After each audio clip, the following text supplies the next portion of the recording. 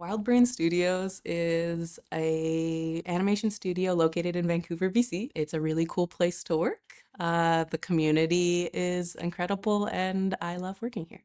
I've been working with WildBrain for 10 years. And when I came to the studio, the first production was the My Little Pony production. And then we went to a lot of other shows until get to this Peanut specials that you guys are seeing. You don't have to feel shy to bring your opinion where it comes to really great ideas. And when you have this freedom to bring your opinions, then that just only improves the production, that improves the studios, and that also improves the creativity. Here comes the best time ever. Wish it could last forever. All year we waited for today. Now we're on our way with our friends. We are reunited. Could not be more excited. Here's where you'll always want to stay for the best time ever. La, la, la, la, la, la. The best time ever. The scene we just watched is Charlie Brown introducing Sally to summer camp for the first time. So this is them on their journey, getting on the school bus, and it was a really exciting and fun sequence to be a part of because we had to watch Sally get more and more nervous and uncertain as the kids and Charlie Brown got more and more excited about going to camp. We just had to hit the beats of every song in this one, and so it was a lot more shots. It was a higher character count in every scene. I think just the scope of a musical is a lot more than just like your regular kind of special. There's this part where we punch in on Sally in the bus, like all the kids are like screaming out the windows, they're having a great time, and then we just see Sally in the corner there, and we get even closer to her, kind of just like boxing her in with the frame of the camera. Using Storyboard Pro on this project, I feel like the timeline, just in general, like I know maybe it seems like a very simple answer, but especially working on something like the musical where we have the songs early on, it gives us all an opportunity to kind of imagine what the film is going to look like. We can time our boards out to the songs like from the very first images. And I think that can't be beat versus trying to like tap through, and every time you're pitching it, it's kind of a different cadence. Using the timeline and just audio import feature is my favorite part. Yeah. It's a classic Charles Schulz face. A lot of everything that you see on screen is kind of like referenced from stuff that he invented, shorthands that he invented. If your head got tilted back, all you really would see is nostrils and the underside of your chin.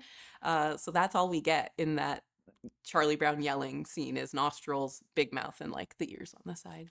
You got this big space of mouth that maybe you have to animate. We shouldn't also forget about the nostrils, but yeah, those I think very Schultz style, like when they're excited or frustrated. So, but we try to keep that posing only for a special moment, so we don't overuse it. It's really challenging because of the number of the characters, but also very fun to hit the notes. But we also have to tell the story. We can't just rely on the song to tell the stories. We try to figure out which expression actually works perfectly for the shot. We use deformers mostly to adjust their expressions, and also the line thickness where it comes to the mouth lines.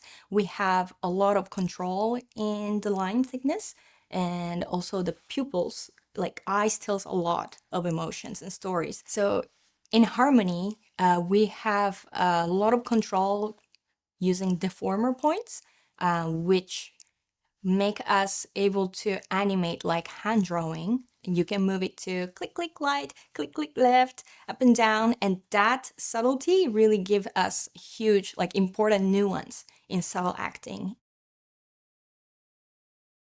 Creating the previous department and the lighting department, that was super important and super interesting. It's something we never did at that scale before. Previs is step where it solves camera move, layout, also character mapping and hookups. In 2D, it is not common, but we needed it for a feature like Pipeline. We also have something called dailies, which is twice in a week per team for checking with animation director if if the shot is working in a sequence.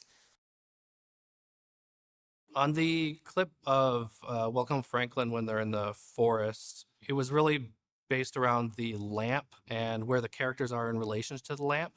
So as the characters move around in this space, where does that light land on the characters? They don't get too bogged down in details or too much form on the characters where they start to feel 3D. It's about finding those shapes that really work with those kind of iconic characters already. And then once you have that, you can start adding like the Terminator on the fall off on the lighting or even subsurface scattering. As long as you have that basic shape and not too much detail, it will work out. The Terminator line in lighting is right where the fall off the lighting hits a character. It's that right at the line of where that fall off is. And it's kind of a different tone or a different color. We also try to use the lighting for a story structure. So we start with Charlie Brown in the cool moonlight and Franklin in the warm light to kind of separate the two. And then as they start to make up, Charlie Brown we see him walk into that warm light.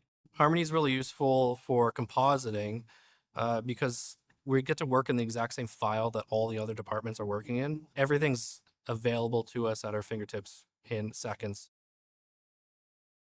And that deformer points also made it possible to have a line boil, also the texture boil too. Line boil is a natural occurrence in the origins of like paper animation. It's where just, you draw one line. If you were going to repeat that line again, there's going to be a natural human error. Using the deformer points in Toon Boom Harmony and the line, we jittered the line ever so slightly every time the character moved, so it looked like each instance was redrawn by hand. Combining the way Harmony boils with the texture boil and extra step, which was the deformation boil, creating a different sensation that the character is being redrawn. So on the scene for One of a Kind Marcy, when she's looking at the fishes and then she goes into the dream sequence, the compositing basically, in the beginning, the scenario is in her room and there is a lot of light coming from the window and there is the lighting bouncing on the floor and all of that. So the compositing team had to kind of balance out lighting layers that the lighting department created to do those effects. Then when she goes into the dream, everything kind of changes. We had to kind of, reduce the line weight until it was like 0 to be able to create a difference between the imaginary cop Marcy controlling the fishes and the real Marcy that is dreaming. So the way we apply the lighting and compositing to those iconic characters, which everybody knows, like they're forever, was basically we had to do a lot of like lighting keys, basically, meaning just draw like an illustration book, how the characters would look like with lighting until we got to that point where we're like, we like this. It doesn't look 3D, it looks 2D, but it has emotion, it has like moods and lighting and everything. When you do compositing on the scene, the harmony tools that are more important. Gradients are very important because you can change a lot of the colors of the characters using a gradient just on top with a blending mode.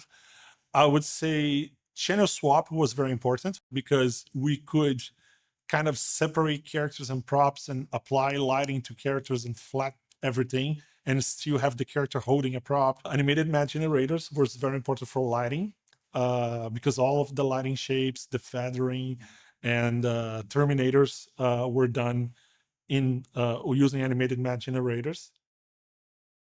As Charles Schulz worked throughout the years, even his shorthand kind of changed and developed. And so each kind of special looks at a different era of Snoopy and Charlie Brown's and Peanuts comic strips to base their designs off of. So the character rigs for the Peanuts specials were done in a way to emulate the Schulz line and the Schulz style in animation. We collected a lot of references. We also have the Peanuts library and they collect them. We're always finding ways to have those strip designs in the show to keep it feeling organic and hand-drawn. Like Woodstock flying, you have the lines behind them or the shout lines from characters.